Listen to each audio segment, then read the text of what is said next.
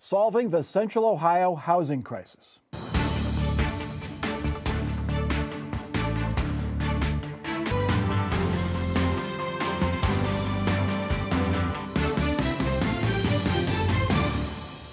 Welcome to Columbus on the Record, this special. This week we will take an in-depth look at one issue that affects all of us.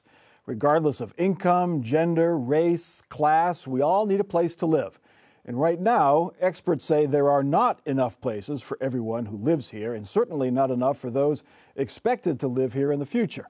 A United Way of Central Ohio study indicates that Central Ohio has been building 5,000 fewer housing units annually than it needs to keep pace with expected population growth. When you combine growing demand with a shortage of supply, of course, the cost rises. The median sale price of a home in Central Ohio stands at $370,000, nearly double what it was just 7 years ago. Mick Gordon, you're a realtor. What is the current status of the market here in Central Ohio? How would you describe it? Well, Mike, thanks for having me.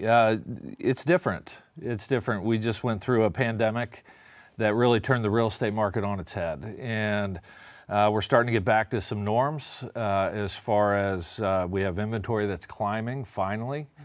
We've been in an extreme shortage just simply 2 years ago. We were under a month's worth of inventory, and we just hit 2 months' worth of inventory here recently for the first time in quite a while. So going back to 2008, 2009, we had the foreclosure crisis. Yes.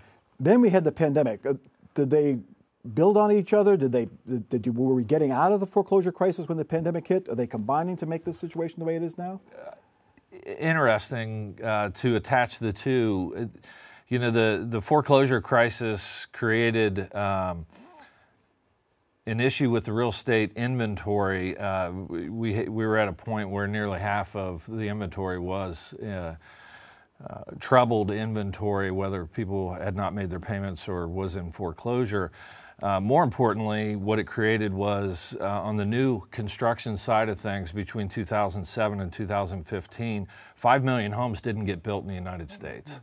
To give you an idea of what that in 2023 or 2024, we expect a little less than 4 million home sales in the United States. So over a year's worth of sales never got built. And the population kept growing, and certainly here in Central Ohio, the job growth has created an increase in people here. So that created the shortage. Carly, a shortage means affordability is a challenge, especially for younger first-time home buyers. Especially for everybody, quite honestly. Really? Okay. When we talk about affordability, we mean that you're paying no more than a third of your income towards your housing. So it's not about a building, it's not about a government program, it's about what you and your family can afford. And right now here in Central Ohio, we have 52,000 families who are paying more than half their income towards housing. We call that the toxic trade-off range. What it means is to make your housing payment, whether it's rent or mortgage, you're sacrificing something you need to survive. Usually it's food, often it's medicine. And that's 52,000 people in our community across the income spectrum. Wow, just to afford the month's rent or the mortgage that they agreed to. Yeah. Lee Evans, who's buying these houses? Where are these people coming from? So we've had such a explosion in our population, and some of that's just natural growth that happens from new households coming into the marketplace. But also, obviously, we have some really strong community assets like the Ohio State University, we're the capital of our state. We have strong financial partners like Chase and Huntington. So we have a tremendous employment and economic development engine that is driving Central Ohio, which is attracting people to come here. And as you know, Carly and Mick were saying, during the pandemic, a lot of people were moving.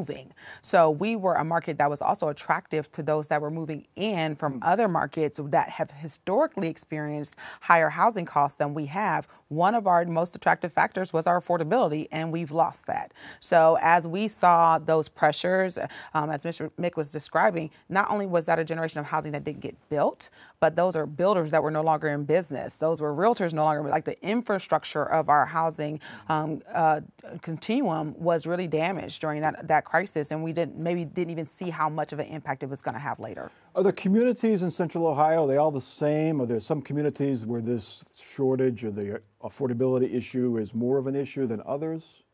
Mick? They're all different, quite frankly. Even neighborhoods within the large metropolitan area of Columbus are different.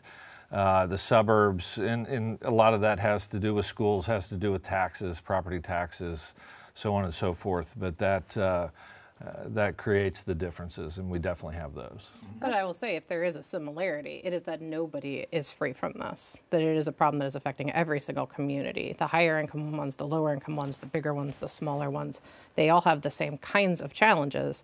It's how they're responding to them that we're seeing the biggest differences. So how is, I mean, affordability is affordability, but how is the affordability issue affecting someone who's, in a home, maybe been in the home for 10 years versus somebody who's just trying to start their home buying life? Yeah, one of the trends that we're watching that's a real big pressure point right now is property taxes. And when we say that prices are going up across the board, it's at all of those different places. So your rent is going up like crazy, those mortgage prices and the mortgage interest rates are going up. But even if you own your home free and clear, you're feeling it on the back end through property taxes, because all of this is a function of supply and demand. And when we don't have enough homes, there's no safe area you can hide. Yeah, and the valuations, they're going up. And if you've been in your house 30 years, and fixed income especially, if you're a retiree. Definitely, that's where we see the most pain. So if you're looking at where it's hitting hardest, it is in our older individuals over 65 that are on those fixed incomes, can't control if they can bring in more income into the household to be able to pay that rent or pay that additional, it's property taxes and insurance expenses and repairs. So all of those things are really pressing hard. I'd also say that, noted from a report United Way sponsors, the Alice report, that our younger people are feeling it more extreme. So a recent article on the age gap with first-time home buyers, that people are getting older and older in that first-time home purchase. Under 25s, you're not able to put together the resources to go into a home purchase at this price point with this current environment. So let's dig deeper into this issue. Let's take a look at why so many homes are so unaffordable for so many people in Central Ohio. We mentioned that home prices have nearly doubled in 7 years. They have increased 87% to be exact. Wages have increased by about 30% over that same period. That's according to the Federal Reserve. Carly Booz, 87 is bigger than 30. Now, 30% wage increase over 7 years is not bad, but that 87% number is just mind-blowing. Yeah. Well, and to put that in a way that I can relate to a little bit easier, just to afford a modest two-bedroom apartment. Like, no, we're not talking Marlboro countertops. We're talking walls and a roof. You got to earn $22 an hour now. And that's the equivalent of almost $50,000 a year for the average family. I used to grow up thinking $50,000 a year was plenty. We're doing great. And now it's struggle. I think one of the things that we got to kind of be conscious of is when we talk about new construction, there's really only 5 variables that go into how much a house is going to cost. It's lumber, it's labor, it's land, and then it's loans and laws. And anytime you want to try and bring the housing prices down, you're playing with those 5 variables. And right now, and for the last couple of years, almost every one of those metrics has been going in the wrong direction. Mick, you talked about how we didn't build all those homes after the foreclosure crisis, but that's 7-8 years ago now. Why hasn't it caught up? I mean, 20 years ago in Central Ohio, there wasn't a farm field that wasn't getting plowed under by Dominion Homes or MI Homes with basically starter-ish homes. Now it's all apartment buildings. We don't see those subdivisions anymore, at least as in the same price points.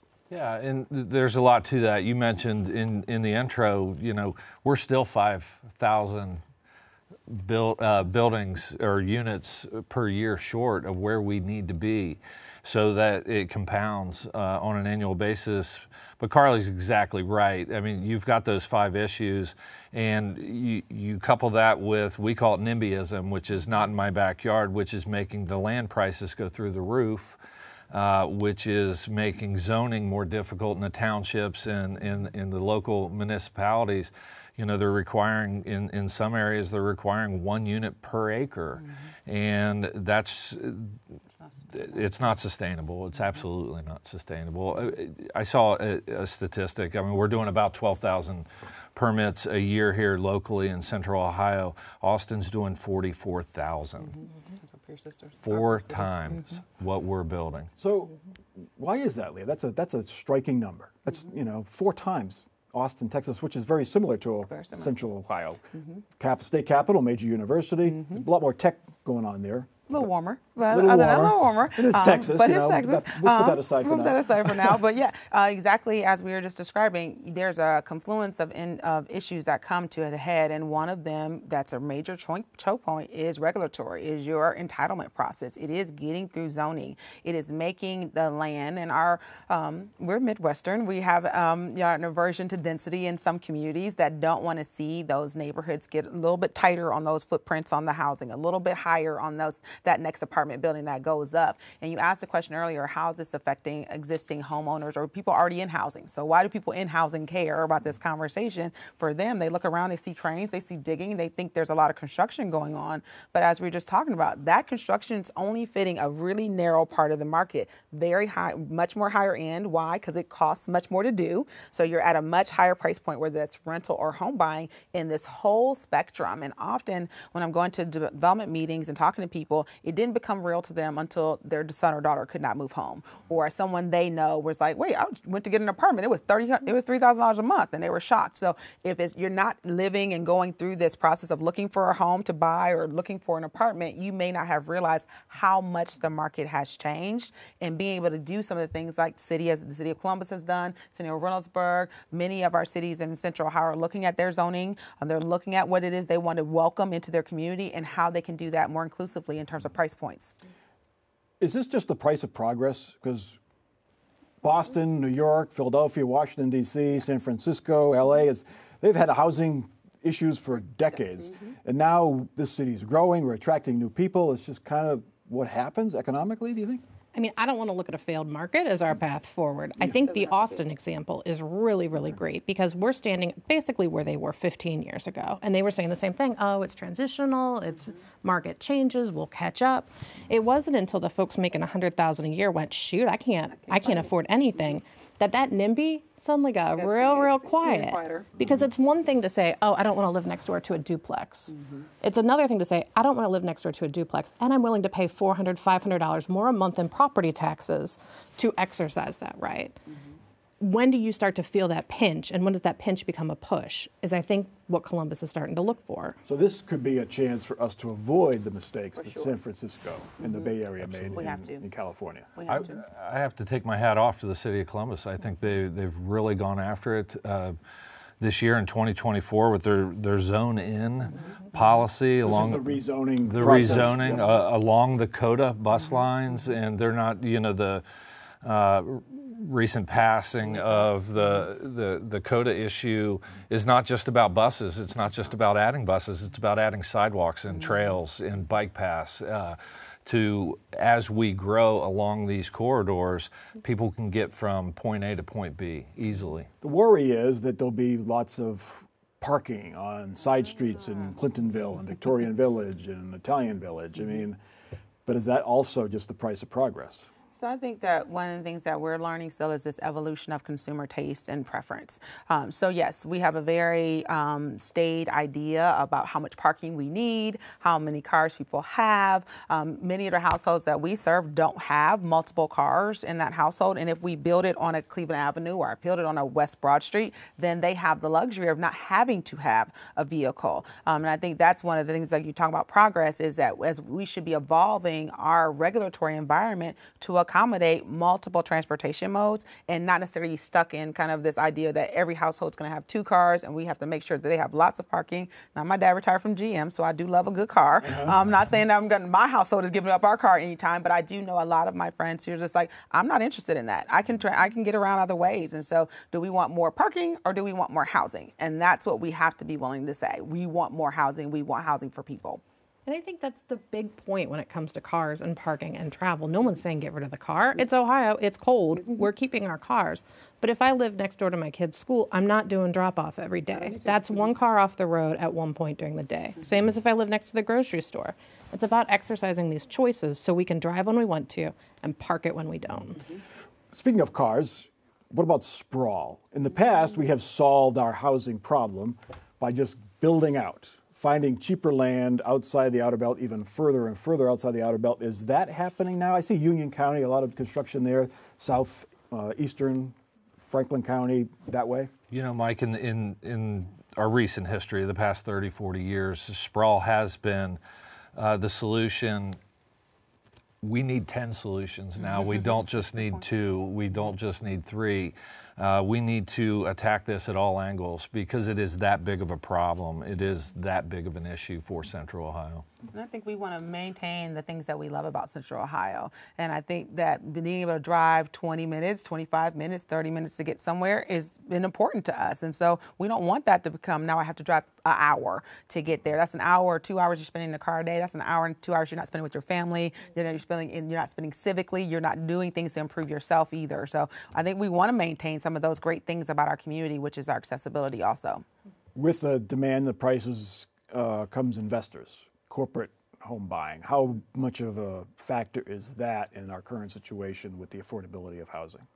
It's a big factor. It's one of the things that we need to consider in regards to our supply. One of the reasons we have so much investment activity is because there's a return that investors can get in this market. So if we can really get this supply under control, get more housing built, it cools some of that pressure down and you don't have as much investor activity as you see. Like we didn't see, of course, during the foreclosure crisis, we weren't seeing that kind of investment. So I think that that's part of that supply side of the equation is if we get more housing built, we won't be so attractive to those outside pressures. Does government have a role then regulating corporate buying? I know there are several proposals at the State House. So I think one of the things that we can focus on first, where we have a lot of agreement, isn't necessarily who it is that is buying and owning, but how are they behaving once they have that piece of property? Are they good neighbors? Are they maintaining it and keeping it? If not, that's a place for code enforcement. Are they following our landlord-tenant laws? Are they respecting that tenant's right to have a place that is safe and decent? And if not, that's a place where civil litigation is appropriate. I think if we focus on the bad actors and those who are abusing the system while right-sizing the supply and demand, which makes that less appealing, I think that this is one of those things that's more of a symptom of a housing crisis rather than an instigator of it. How is this playing out in the real estate market? You hear stories of folks who are selling their home, and they want to sell it to another family with 2 little kids, but the corporate buyer has cash and more money, and I got to pay for my next house, or I got to pay to relocate, and I'm going to take the corporate buyer. Just like the solution to this housing, there's many aspects to what you bring up when it comes to corporate investors and institutional investors. How do you tell a seller that they can't sell it to somebody for top dollar, right? And you're exactly right, Lee. We need to build our way out of this. We need more units. We need more units so it's not as attractive. I sort of chuckle and say, I've been my entire career of 30 years, real estate's a great investment. Well, Wall Street is proving that to us right now by jumping into this market in a big way, and they love Central Ohio. We've talked a lot about the cost of housing and how it's increased by 87% over 7 years. And wages have increased by 30%. But wouldn't it be easier to buy a house if people made more money? It's true. That's a bigger problem to address, I'm sure. But Leah, what are your thoughts on that?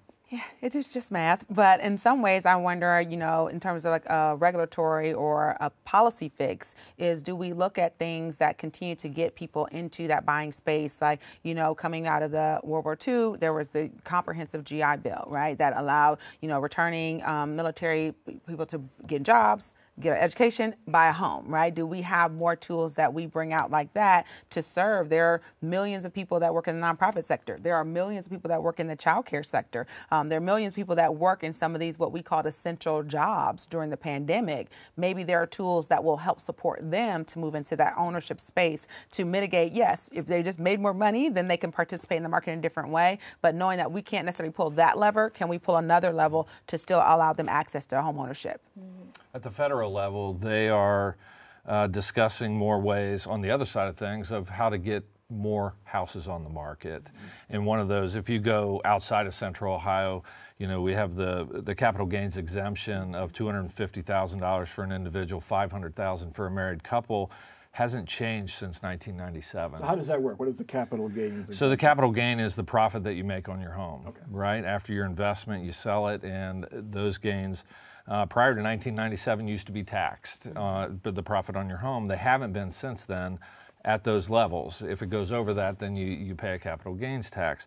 Well, it hasn't been changed in 27 years. It hasn't been adjusted for inflation. So basically, you're being taxed again. On the coast, if you go to California or some of the markets where you see those type of numbers, you are. So they're trying to make some changes or suggestions for some changes. They're also suggesting that if a long-time homeowner sells their property, say they live in their home or own their home for more than 20 years, and they sell it to another owner-occupied, that there's some sort of tax break there. So that, again, they're going to take lots of tools to make this happen. Let's get to our solutions phase of the program. So this is not an easy problem to solve. Maybe we cannot solve it completely, but we as a society can make it better. We can better match incomes to housing so that people have the stability to live comfortably and safely and be able to buy groceries, pay doctor's bills, and educate their children. Getting to those solutions, though, is the hard part. Leah Evans, which side is better positioned to make the most progress in this, the government side or the private sector side? Ooh, that's an intriguing one. I guess I'd say equal, but I do think the government side has really opportunity to intervene in the market forces that are really causing the high cost of housing right now. I think that the tools that the government can pull, which again include things like interest rates, right? That's what's really driving a lot of costs right now, as Carly was describing earlier, is that interest rate bumps that we've experienced in the past 5 to 6 years have every tick up on interest rates, thousands of people became unaffordable for them to go into home ownership. So I do think that there is levers that the government can pull that really intervene in those market forces. If we let the market do what it's going to do, we see what's happening. That's what's happening right now. They can intervene. That we talked about zone in. That's an intervention in the market that the government can do to be able to bring more opportunities for development to certain corridors, allow the developers to maximize those sites and then get that better return on the investment. Carly, tax abatements. There's a lot of tax abatements to get people to live downtown, tax abatements in the short north when that was just starting to be reborn. Should all tax abatements now be focused just on one issue, and that's affordability? I mean, I know that's how Columbus has seen the problem. At its origination, tax abatements were used to help revitalize areas that didn't have enough population, they didn't have enough growth to kind of stabilize that market and bring people in. But our market is stable at this point, especially in Columbus. You don't need to incentivize it. What you need to do is essentially convert that tax abatement to what's really an operating grant. Say, we're going to lower your cost. In exchange, you have to keep that price more affordable, whether it's for a homeowner or a renter. I think it would be great to see some more uniformity in those tax abatement laws throughout the region. Instead of going city by city, can we come together and hold hands and say this is what we all need? Politically, is it hard for the city council, county commissioner, city council in particular, because developers have such sway at City Hall, in particular in the city of Columbus, to say, we're going to tighten up the rules, you got to use these tax incentives just to make houses more affordable when they want to build an apartment complex, on the Dublin city line or something? I think if developers had that much sway at City Hall, we would have had zone in a long time ago, and we would not have had fair housing protections. And I don't know if I accept what that premise is. Yeah, there's a balance there. There's a balance that exists already, and I think the market is going to respond to the environment that the government creates for development. But all these things are connected. It's a free market. So if you lower interest rates, that allows the home seller to maybe charge a little more. If you, as Kamala Harris wanted to do, give first-time home buyers $25,000 for down payment, well, that gives the home seller a little more wiggle room to charge a little more. I mean, how much of this, where does the balance come in? How do these all things work together, Mick? Well, I want to illustrate, the median home price in 2019, to purchase that with an interest rate of 3.69%, which is what it was 5 years ago, was $919 in principal and interest payment. To purchase that same median priced home, which is no longer the same price, at 6.875%, it's 125% higher just in principal and interest payments. That really sums up what we've gone through over the last 5 years, right? More than double. And to your point about government and private, it can't be separate. They have to work together. It's one of the things I love about being in Central Ohio. We call it the Columbus Way, and we do it well. I think we need to continue to do it well and do it better and look for ways to bring an end to this issue. And it's going to take time.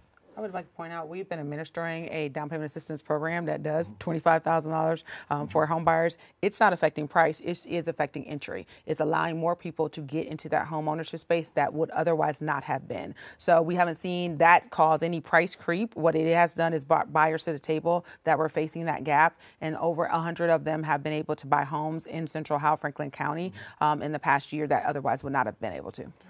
We have about a minute left, but Carly, what about fixing up older homes? Do we have to build new all the time? Can we fix up a home in a tougher neighborhood, an older neighborhood? No, I think we really need to invest in the stable neighborhood, right? If you put your funding and you put your money into a mortgage, you should be able to reasonably rely on the fact that you'll have the resources to keep that asset nice.